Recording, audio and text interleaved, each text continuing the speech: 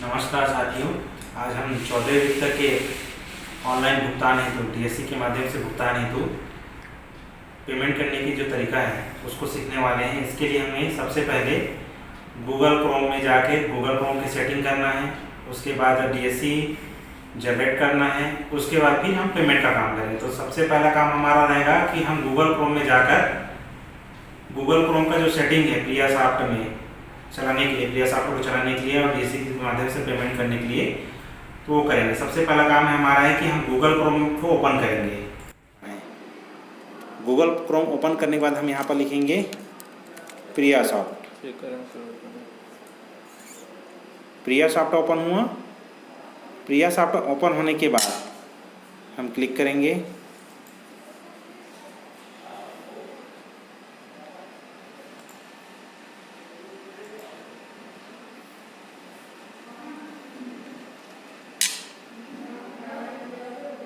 यहाँ पर हमारा प्रियासॉफ्ट ओपन हो गया। अब हम माउस को स्क्रॉल से नीचे करके यहाँ पर नीचे आएंगे। नीचे आने पर हमें यहाँ पर मेरे माउस का कर्सर रखा हुआ यहाँ पर आपको दिख रहा होगा, requirement PRIASoft PFMS integration for FFC scheme. तो हमको जाके यहाँ पर क्लिक करना है। जैसे हम यहाँ पर क्लिक करेंगे, नीचे में हमारा पर जो उनका सेटिंग का ऑप्शन है यहाँ पर डाउनलोड होना चालू हो जाएगा। इसे हम जहाँ पर डाउनलोड हो रहा है वहाँ से जाके इसको ओपन करके लेंगे।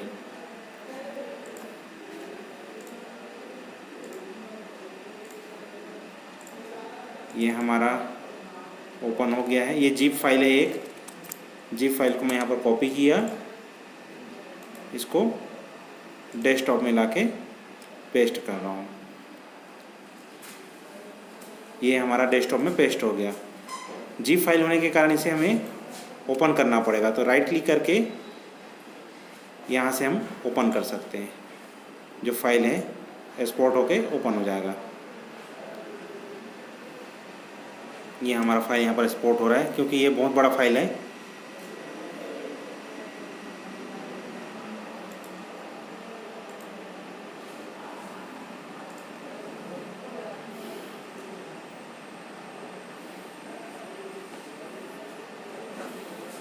को डीएससी साइनर दिख रहा है, 64 बाइट का जावा और नीचे में रूट CA। सबसे पहले हमें जावा इंस्टॉल करना है। तो डबल क्लिक करके हम जावा इंस्टॉल करते हैं। ये आ गया हमारे सामने में जावा।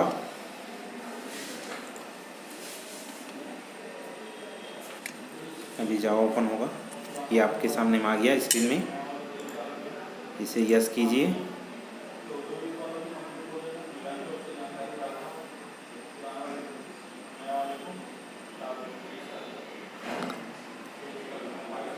ये आ गया आपके सामने में।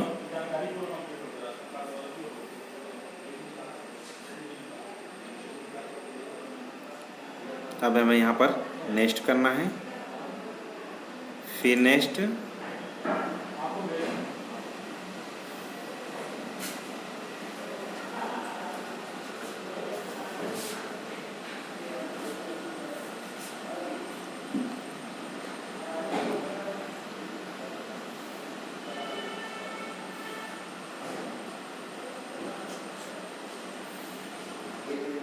जावा पूर्ण रूप से इंस्टॉल होने के बाद फिर हम आगे की प्रक्रिया करेंगे। अभी जावा का इंस्टॉलेशन चल रहा है।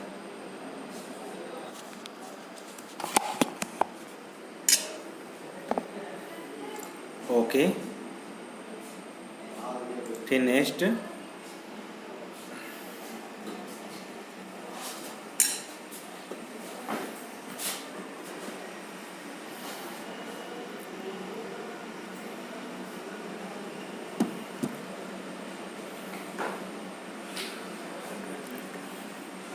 यहाँ पर हमारा जावा सक्सेसफुल इंस्टॉल हो गया। यहाँ सब कैंसिल कर दीजिए। कैंसिल करने के बाद अब हमें गूगल क्रोम की सेटिंग करना है। गूगल क्रोम की सेटिंग के लिए हमें सबसे ऊपर में दिया हुआ है डीएससी साइनर इंस्टॉलेशन। यहाँ पर आप जाके क्लिक करेंगे। क्लिक करने के बाद यहाँ पर एक PDF फाइल ओपन होगा। अब हमें इसको स्क्रॉल करके नीचे आना है।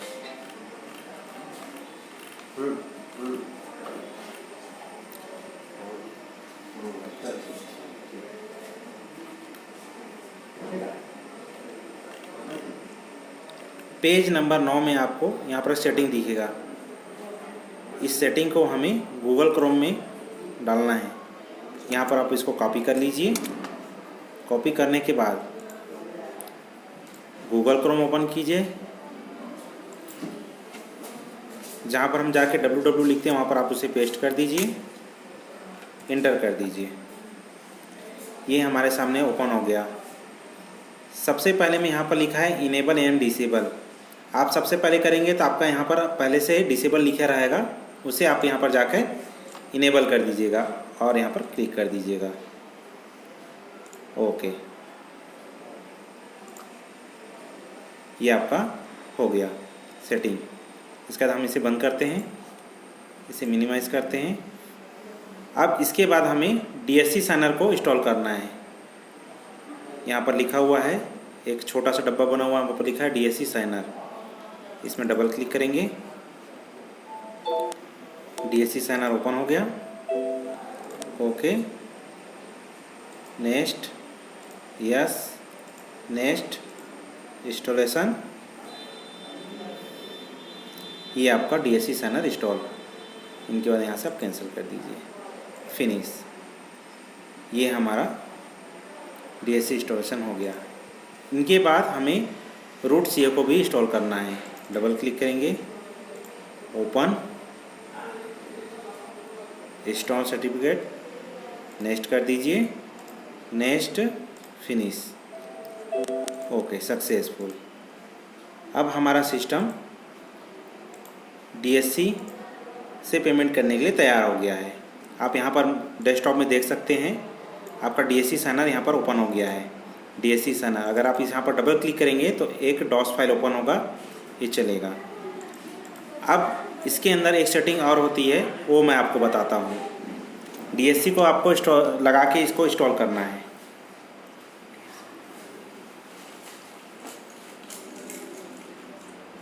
आपके पास सरपंच या सचिव का कि नहीं, जिसका भी DSC हो, आप उसे निकालिए।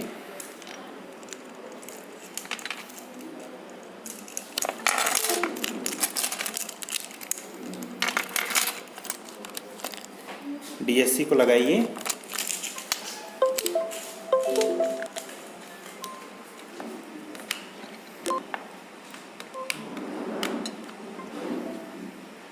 DSC लगाने के बाद माई कंप्यूटर ओपन कीजिए। यहाँ पर आपको दिख रहा होगा DSC का एक लोगो, ये आपको यहाँ पर दिख रहा है DSC का।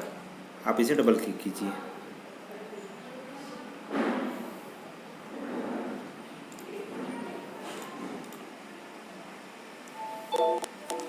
यस, ये DSC का पाथ है, इसे आपको इंस्टॉल करना पड़ेगा। Okay, next, next, installation,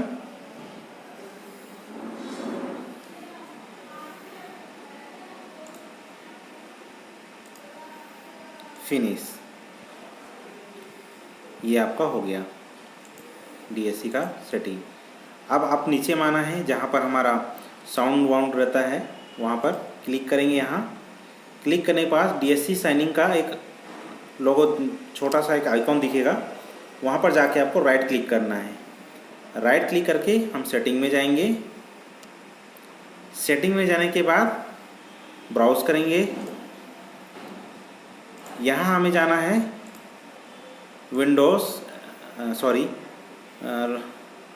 C drive में।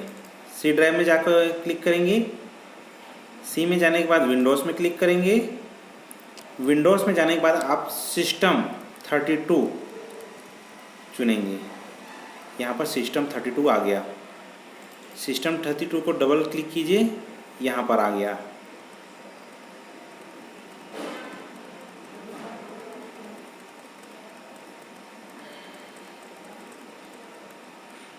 उसके बाद हमें इसका पाथ लेना है। EPS 2003 CSP 11V2 इसको लेना है। इसके नीचे अलग नहीं लेना है, इसको हम यहाँ पर इसको लेना है। EPS 2003 CSP 11V2 ओपन कीजिए, सेव कीजिए। यहाँ पर आपके सामने में सक्सेसफुल आ गया। ये था DSC सेटिंग करने का तरीका। हम यहाँ पर हमारा डीएससी जो है पेमेंट करने के लिए इंस्टॉल हो गया है। एक बार इंस्टॉल होने के बाद आप एक बार अपने कंप्यूटर को रीस्टार्ट कर दीजिएगा। अब हम आपको आगे बताएंगे कि प्रिया सॉफ्ट में इसका उपयोग कैसे करना है। प्रिया सॉफ्ट ओपन करेंगे, उनके बाद लॉगिन करेंगे। लॉगिन ऑप्शन आपके सामने में आ गया है। हमारे पास दो आईडी होते हैं, एक मेकर एक चेकर। मेकर और चेकर के लिए हम आईडी उपयोग करेंगे। जनपद सीओ का आईडी लग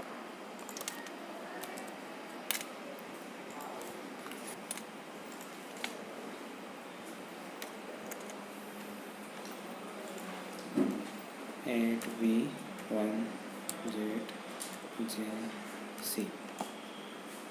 लॉगिन।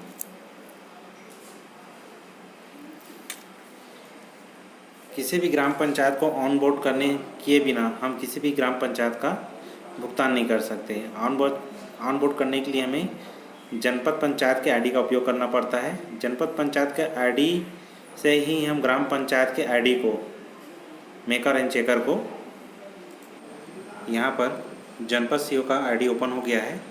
अब हम लोग ग्राम पंचायत समोदा, जनपद पंचायत दुर्ग के ग्राम पंचायत समोदा का ग्राम पंचायत को ऑनबोर्ड करेंगे। ऑनबोर्ड करने के लिए हमें यूजर मैनेजमेंट जाना पड़ता है। यह काम जनपद स्तर का है।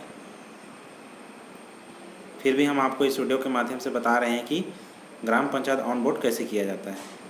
मास्टर एंट्री में जाना है, मास्टर एंट्री से यूजर मैनेजमेंट में, यूजर मैनेजमेंट से रीसेट पासवर्ड में हम यहाँ पर जाके क्लिक करेंगे। ये आ गया यहाँ पर user name, new password, confirm password. तो हम पहले उनके मेकर आईडी और चेकर आईडी को उठाते हैं। मेकर का मतलब सर ग्राम पंचायत सचिव। इसी प्रकार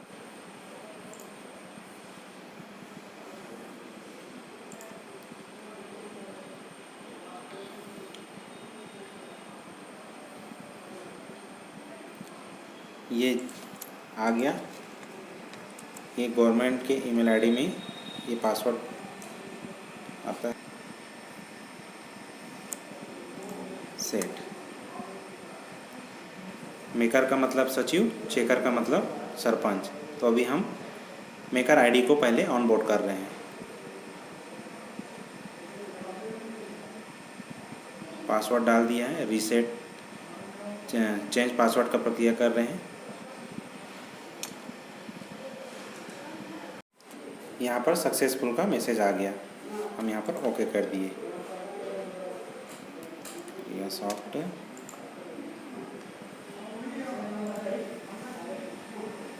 अब इसी प्रकार हम चेकर का भी करेंगे। चेकर का मतलब होता है सरपंच। फिर मास्टर एंट्री में गए, यूजर मैनेजमेंट में रीसेट पासवर्ड, फिर एक पासवर्ड आएगा, वन टाइम पासवर्ड। ये आ गया। हम किए, पासवर्ड डाले, चेंज पासवर्ड, सक्सेसफुल। ये ग्राम पंचायत ऑनबोर्ड हो गया। लॉग आउट किए। अब हम ग्राम पंचायत के मेकर आईडी को ओपन करेंगे। मेकर का मतलब होता है सचिव। Maker ID, gram panchayat Samoda maker ID open किए, लॉगिन। आप यहाँ पर उसका पासवर्ड डाल दीजिएगा।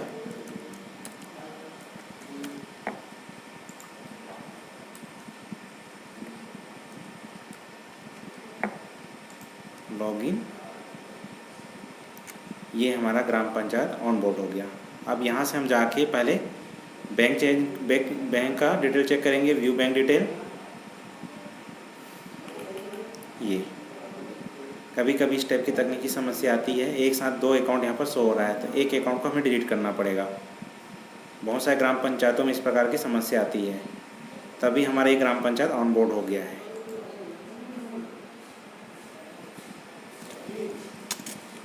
रेडी। अभी हमने देखा कि ग्राम पंचायत समोदा में डबल अकाउंट दिखा रहा है। पीएफएमएस में उसका एक अकाउंट को हमको डिलीट कराना पड़ेगा। डिलीट करने के लिए हमें उन्हें रायपुर भेजना पड़ता है। अब हम किसी अन्य और ग्राम पंचायत को एक बार चेक करते हैं। जैसे कि हम लोग ले लेते हैं, यहाँ पर पासवर्ड डालें,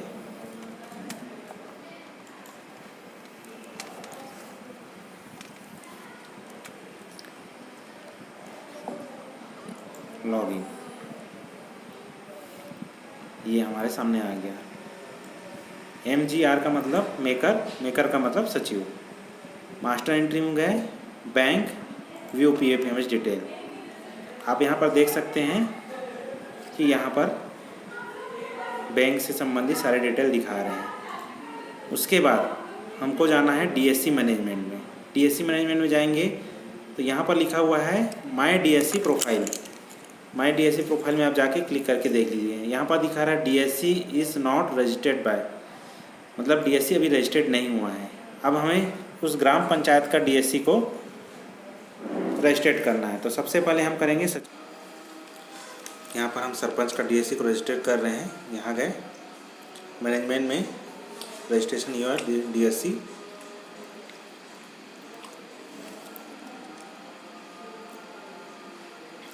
यहाँ पर एक नंबर पूछेगा तो हमको यहाँ पर 1 2 3 4 5 6 7 8 तक डालना है, ओके करना है।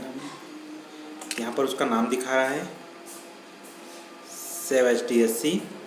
फिर से पासवर्ड आएगा, 1 टाइम पासवर्ड, यहाँ डालें हम पासवर्ड डालें, ठीक है, सबमिट कर दिए। यहाँ डालने के बाद हम DSC माई DSC प्रोफाइल में जाके चेक करेंगे। यहाँ पर DSC नॉट जनरेटेड दिखा रहा है। अब हम DSC को हमको जनरेट करना है। पहले हम DSC को रजिस्ट्रेशन किए, अब DSC को जनरेट करना है। यहाँ पर हम जाएंगे DSC जनरेट में। DSC इज़ नॉट अप्रूवल, इसका मतलब ये है कि हमें जनपद CO के DSC से ग्राम पंचायत के DSC को अप्रूवल देना है, तत्पश्चात हम ऑनलाइन पेमेंट कर पाएंगे। ये यहाँ तक का प्रोसेस है ग्राम पंचायत सचिवों को अपना DSC को जनरेट करने के लिए। पहले होगा मेकर ID से सचिव का, फिर चेकर ID से सरपंच का। दोनों का DSC रजिस्ट्रेशन होने के बाद ग्राम पंचायत जनपद पंचायत के CO के DSC से हम अप्रूवल देने के 12 घंटा के बाद पेमेंट की प्रक्रिया प्रारंभ करेंगे। हमने अब जनपद CO के ID से अप्रूवल दे दिया है। अप्रूवल देने के बाद हम मास्टर एंट्री में जाएंगे। मास्टर एंट्री में जाने के बाद माई DSC मैनेजमेंट में जाके माई DSC प्रोफाइल चेक करेंगे। लॉगिन किए, मास्टर एंट्री में गए, DSC मैनेजमेंट, माई DSC प्रोफाइल। आप यहाँ पर देख सकते हैं DSC अप्रूव्ड बाई रेडी। इसका मतलब ये है कि हम ग्राम पंचायत का ऑनलाइन पेमेंट कर सकते हैं। हम यहाँ जाके माई DSC प्रोफाइल में चेक करेंगे DSC अप्रूव्ड बाय रेडी, मतलब हम अब DSC से पेमेंट कर सकते हैं। अब DSC से हमको पेमेंट करने के लिए पहले वेंडर रजिस्ट्रेशन करना है। सबसे पहला आपका आएगा एम्प्लॉई, फिर जो भी मजदूर वर्ग के लिए लोग काम करते हैं उनके लिए, फिर उसके बाद एजेंसी। एम्प्लॉई में आप पहले दिखा देता हूँ क्या क्या एंट्री करना है। एम्प्लॉय में हमको जाके ऐड करना है। सबसे पहले एम्प्लॉई नेम, जो रेड मार्क दिख रहा है उसको अनिवार्य रूप से फिलअप करना ज़रूरी है, बाकी आप छोड़ देंगे तब भी चलेगा। एम्प्लॉई, फिर gender, father's name, employee code नहीं है तो आप मत डालिए। Date of birth, designation, department, office address, जो वहाँ पर रहता है अपना घर का उसका एड्रेस, गांव का, city, contact number, bank, RTGS code, IFSC code जिसको बोलते हैं हम, वो बैंक अकाउंट नंबर। इतने सारे चीज़ को फिलअप करने के बाद हमको सेव करना है। सेव करने के बाद जैसे ही आपका सेव होगा वो यहाँ नीचे में दिखना चालू हो जाएगा, अप्रूव्ड एम्प्लॉई PFMS। यहाँ पर आप जाके उसको देख सकते हो। इसी प्रकार जो मजदूरी करते हैं किसी ठेकेदार के अंदर, उनको हमको पेमेंट करना है तो यहाँ पर जाएंगे, ऐड करेंगे उस व्यक्ति का नाम, gender, date of birth, father's name, address, कहाँ रहता है उसका, सिटी, हाउस नंबर है तो डाल दीजिए उसका नंबर, टेलीफोन नंबर तो अनिवार्य रूप से आप डालिएगा, bank name, IFSC code, RTGS code, bank account number डाल के हमको सेव करना है। ये आपका हो गया।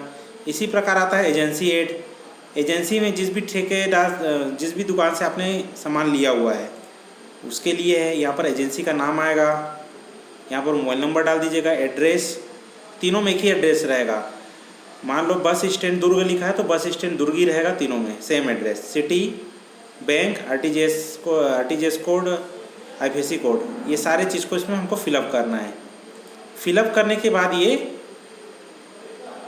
जैसे ऐड हो जाएगा, सेव हो जाएगा। सेव होने के बाद हमको यहाँ पर दिखेगा approved agency for PFMS.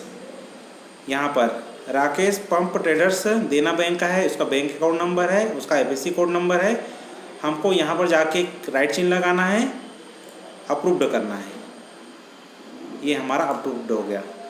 Approved होने के बाद अब मास्टर एंट्री में वापस से जाना है, डीएससी मैनेजमेंट में जाना है, साइनिंग अप्रूव्ड वेंडर, हमको यहाँ पर जाके क्लिक करना है। यहाँ पर आ गया, एक कोड जनरेट हुआ है, एजेंसी है, अप्रूव्ड है, रिजेक्ट है, सारे चीज़ है। अब यहाँ पर हमको सचिव का डीएससी पहले लगाना है। सचिव का डीएससी से हमको पहले काम करना है। सचिव का डीएससी को हम लगाएंगे।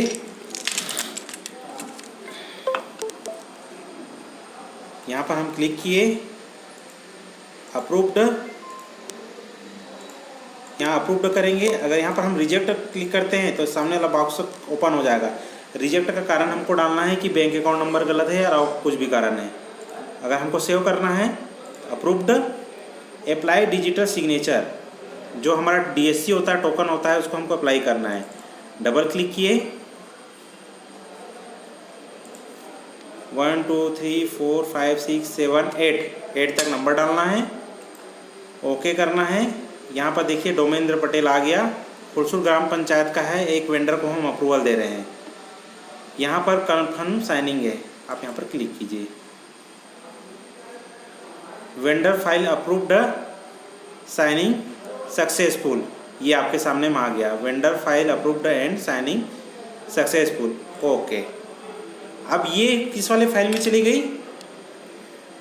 मेकर नहीं, सॉरी मेकर नहीं, मेकर का मतलब सचिव, चेकर में, चेकर का मतलब सरपंच। अब डब्लू लॉगिन किए, यहाँ पर भी मास्टर एंट्री है। मास्टर एंट्री से डीएससी मैनेजमेंट में जाएंगे। यहाँ पर साइनिंग अप्रूव्ड वेंडर फाइल, आप यहाँ पर क्लिक कीजिए।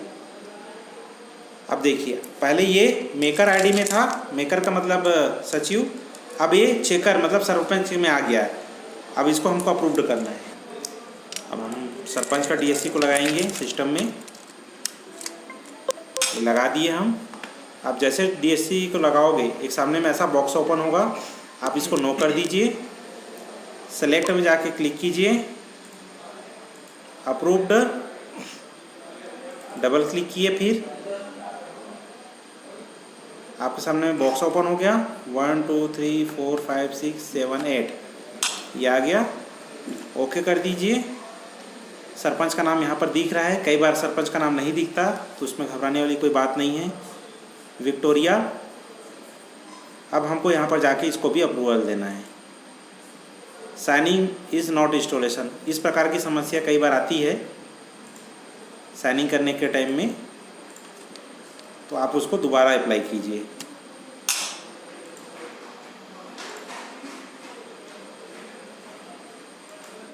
वेंडर अप्रूव्ड हो गया। अब इसमें एक कोड नंबर जनरेट होगा। कोड नंबर जनरेट करने के लिए हमें मेकर आईडी में जाके इसको चेक करना पड़ेगा। मेकर आईडी में ग्राम पंचायत का मेकर आईडी ओपन करें। मेकर मतलब सचिव।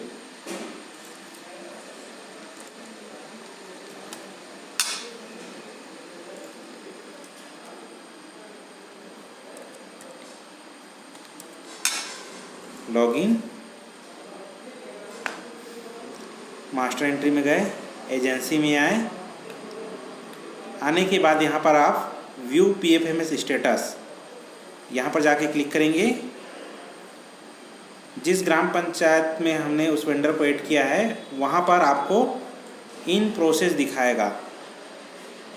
In process, Rakesh pump traders in process, इसके जस्ट सामने में एक कोड जनरेट होगा। कोड जनरेट होने के बाद हम ऑनलाइन पेमेंट कर सकते हैं।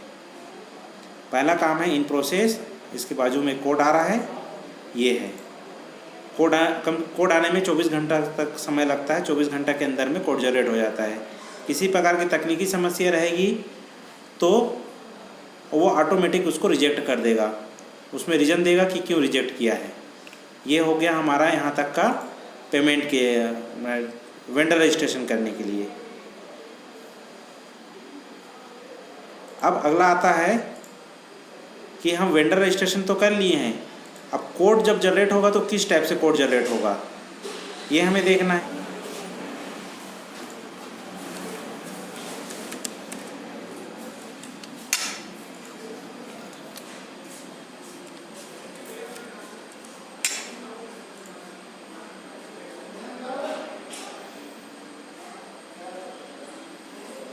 एक ग्राम पंचायत हम ले लिया है। मास्टर एंट्री में गए, एजेंसी में जाएंगे तो यहाँ पर व्यू PFMS स्टेटस में हम फिर से जाकर देखते हैं।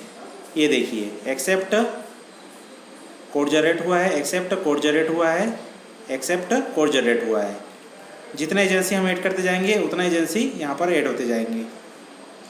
उसी प्रकार से हम एम्प्लॉय का भी जाके देख सकते हैं। एम्प्लॉय में गए, यहाँ पर व्यू PFMS स्टेटस, ये देखिए यहाँ पर दीपक कुमार देशमुख का भी कोड जनरेट हो गया, हम इसको भी पेमेंट कर सकते हैं। ये एम्प्लॉई है, हम एक ऑपरेटर है। अभी हमने मजदूरी भुगतान के लिए किसी का भी ऐड नहीं किया है तो मैं उसको आपको दिखा नहीं पाऊँगा, लेकिन प्रक्रिया वही है। अब हमें यहाँ से पेमेंट की प्रोसेस चालू करनी है। पेमेंट करने के लिए हमें सारे स्कीम के जो भी हम प्रियासॉफ्ट के अंदर में जितने भी योजना चल रहे हैं, चाहे वो केंद्र शासन हो चाहे राज्य शासन हो, सारे के एंट्री करना अनिवार्य है। एंट्री करने के बाद अगर हमको आज पेमेंट करना है तो हमको बीता हुआ कल तक का डे बुक क्लोज करना अनिवार्य है ADM लॉगिन से। ग्राम पंचायत के पास 3 ID है, एक ADM लॉगिन, दूसरा मेकर, तीसरा चेकर। ADM में नॉर्मल ID, ADM लॉगिन में नॉर्मल सभी योजनाओं का एंट्री होगा और मेकर ID में सिर्फ 14 वित्त का। तो पहले हम ADM लॉगिन में जाकर सभी स्कीम को क्लोज करेंगे बीते हुए कल तक, मतलब आज हमारा हो गया 23 तारीख, हम 22 तारीख तक क्लोज करेंगे।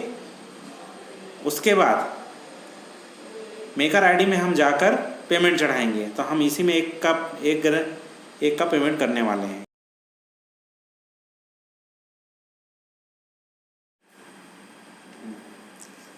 वेंडर रजिस्ट्रेशन के बाद अब ADM लॉगिन से पेमेंट करने से पहले डे बुक क्लोज करेंगे, जिस मंथ में हम लोग काम कर रहे हैं और जिस दिन हम लोग पेमेंट करने जा रहे हैं, तो उसके पहले दिन को हम लोग को क्लोज करना है। तो उसके लिए सबसे पहले ADM लॉगिन से लॉगिन करेंगे। जैसे अभी हमने चंदखुरी की ID ली हुई है और ADM लॉगिन के द्वारा डे बुक क्लोज करेंगे।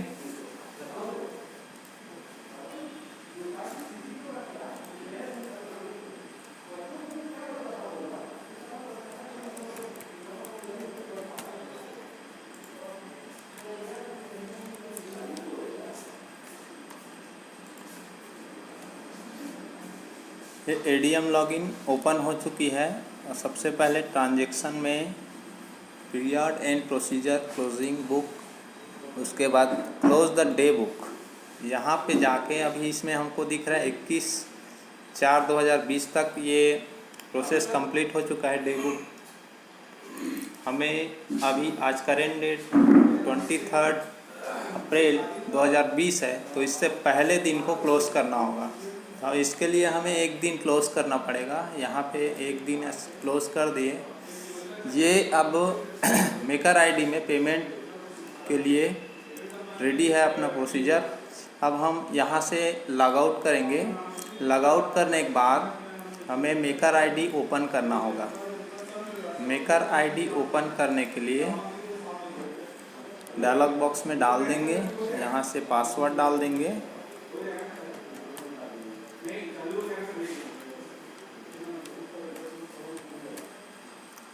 पासवर्ड के बाद कैप्चा फिर लॉगिन। ये प्रोसीजर करने के बाद ये मेकर ID लॉगिन हो चुका है। मेकर ID लॉगिन करने के बाद हमें जैसे कि चंदखुरी के कंप्यूटर ऑपरेटर का पेमेंट करना है, है ना। तो सबसे पहले एम्प्लॉय डिटेल में जाके PFMS स्टेटस में देख लेंगे कि एम्प्लॉय का कोड जनरेट हुआ है कि नहीं। तो ये अपना कोड जनरेट हो गया है ऑपरेटर का। हमने इससे पहले इसका वेंडर एम्प्लॉय डिटेल डाल के मेकर आईडी और चेकर आईडी से अप्रूव कर दिया था, और ये PFMS के थ्रू एक कोड जनरेट हो गया है। इस कोड का मतलब ये है कि ये PFMS में रजिस्टर्ड हो चुका है। किसी भी वेंडर को पेमेंट करने से पहले पेमेंट वाउचर की एंट्री करना आवश्यक है। तो सबसे पहले पेमेंट वाउचर ऐड करेंगे। ऐड करने के लिए payment voucher, online payment voucher add में जा क्लिक कर देंगे। उसके बाद यहाँ पे नेचर ऑफ पेमेंट में एक्सपेंडिचर सिलेक्ट करेंगे।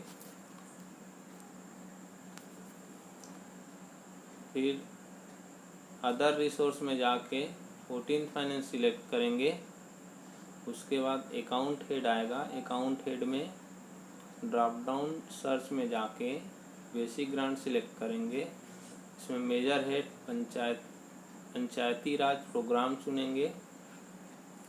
फिर ऑब्जेक्ट हेड में अदर एक्सपेंडिचर, और जिसको जितना पेमेंट करना होगा, जैसे यहाँ पे राकेश पंप ट्रेडर्स हैं, इसको 94,470 रुपये पेमेंट करना है। तो अमाउंट में 94,470 डाल के सबमिट करेंगे। उसके बाद स्क्रॉल करके नीचे आ जाते हैं। अब यहाँ इसके पार्टिकुलर में लिखेंगे अमाउंट पेड टू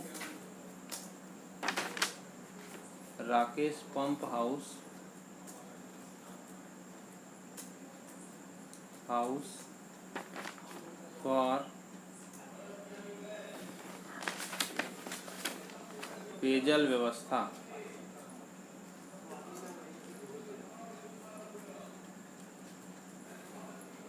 इतना लिखने के बाद मोड ऑफ पेमेंट में PFMS सिलेक्ट करेंगे। फिर डिटेल में बैंक डिटेल पूछेगा। यहाँ पे बैंक अकाउंट सिलेक्ट करके अकाउंट में जो PFMS में रजिस्टर्ड अकाउंट होगा ई पेमेंट मोड में, वो यहाँ पे शो करेगा। उसके बाद सबमिट कर देंगे। अब जिसको पेमेंट करना है एजेंसी है तो एजेंसी, एम्प्लॉय रहेगा तो एम्प्लॉय, और रेसिडेंट रहेगा तो रेसिडेंट। हमको अभी एजेंसी में सिलेक्ट करना है, एजेंसी को पेमेंट कर रहे हैं। अब यहाँ पे राकेश पंप हाउस ट्रेडर्स आ गया है, जिसको 94,470 रुपये पेमेंट करना है। तो ये 94,470 टाइप करके सबमिट कर देंगे। अब जिस भी काम का हम पेमेंट करने जा रहे हैं, उसका एक चीज़ का ध्यान रखना है कि उस काम का जियो टैग करना अति आवश्यक है, और जियो टैग नहीं हुआ रहेगा तो उसका पेमेंट नहीं हो सकता है। अब यहाँ पे हम पूरा प्रोसीजर कंप्लीट हो गया है वाउचर एंट्री का, और इसको फ्रीज कर देंगे। सक्सेसफुली फ्रीज हो चुका है। अब इसको ओके कर देंगे। यहाँ से क्लोज कर देंगे इसको। ये एंट्री का काम कंप्लीट हो चुका है।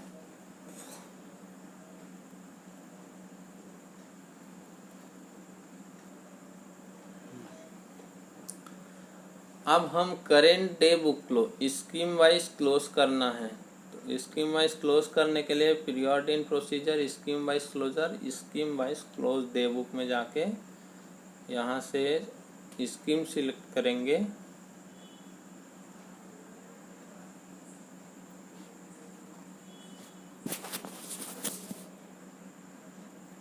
स्कीम सिलेक्ट करेंगे, फिर इसको क्लोज कर देंगे।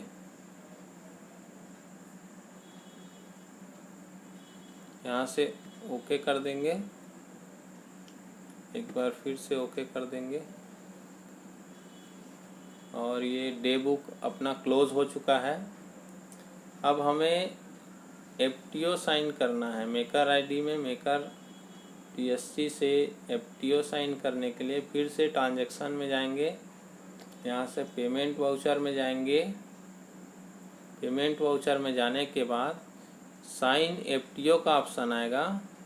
ऑनलाइन पेमेंट वाउचर में जाके साइन FTO में जाएंगे। ये साइन FTO सिलेक्ट कर लेते हैं। साइन FTO सिलेक्ट होने के बाद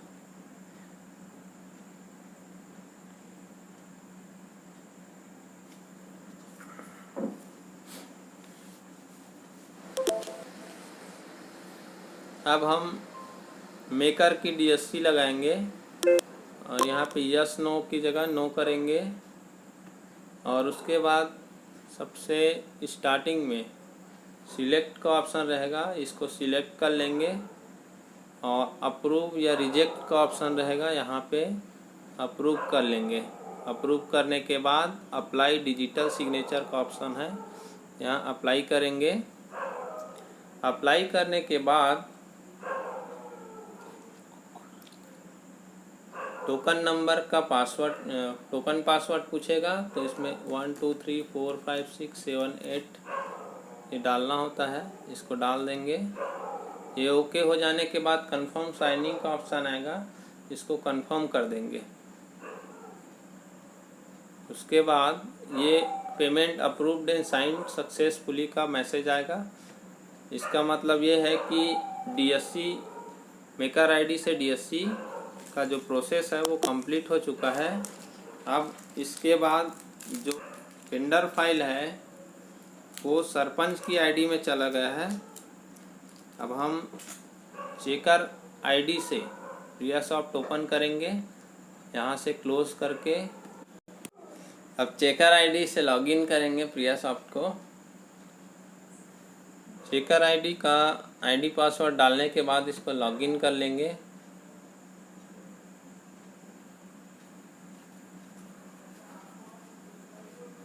ये फिर इस तरह से खुल जाएगा। यहाँ पे मास्टर एंट्री में DSC मैनेजमेंट में जाना है और साइन FTO का ऑप्शन आएगा। साइन FTO में जाके ये फिर से जैसे मेकर आईडी में किए थे उसी प्रकार से खुल जाएगा। चेकर आईडी में भी यहाँ पे सिलेक्ट ऑप्शन में सिलेक्ट करेंगे, अप्रूव रिजेक्ट में अप्रूव करेंगे, फिर अप्लाई डिजिटल सिग्नेचर पर क्लिक कर देंगे। अब यहाँ पे चेकर का DSC लगा देंगे। चेकर का DSC लगाए बिना आगे प्रोसेस नहीं करेगा, तो पहले चेकर का DSC लगा देंगे, यहाँ नो कर देंगे। फिर थोड़ी देर वेट करना है, उसके बाद अप्लाई डिजिटल सिग्नेचर पे क्लिक करेंगे। ये फिर टोकन नंबर पूछेगा, टोकन नंबर में भी फिर से वही डाल देंगे 1 2 3 4 5 7 8 यहाँ तक का सीरियल नंबर डाल देंगे और ओके कर देंगे। इसके बाद साइनिंग कंफर्म के लिए ऑप्शन आएगा, कंफर्म कर देंगे। ये पेमेंट सक्सेसफुली साइंड हो चुका है। अब ये पूरा प्रोसेस अपना कंप्लीट हो गया है। मतलब जिसको पेमेंट करना था उसको पेमेंट के लिए यहाँ से रिक्वेस्ट भेजा जा चुका है बैंक को। अब PFMS में जाने के बाद वो क्या है, जो संबंधित बैंक है उसको रिक्वेस्ट भेजता है। तो ये सारा प्रोसीजर होने के बाद जो पेमेंट है संबंधित के खाता में जाने के लिए कम से कम 1 हफ्ता या 15 दिन मैक्सिमम टाइम लगता है टेक्निकल प्रोसेस कंप्लीट होने में, और मिनिमम वो 4 दिन के अंदर उसके खाते में पहुंच जाता है। तो वो टाइमिंग के हिसाब से काम चलेगा उसका। ये पूरा प्रोसेस आप लोग को समझाने के लिए था। इसको आपको प्रैक्टिकली यूज़ करके सीखना है, और जो समस्या आएगा उसको जनपद कार्यालय या जिला कार्यालय में आके संपर्क करके समाधान कर सकते हैं। धन्यवाद।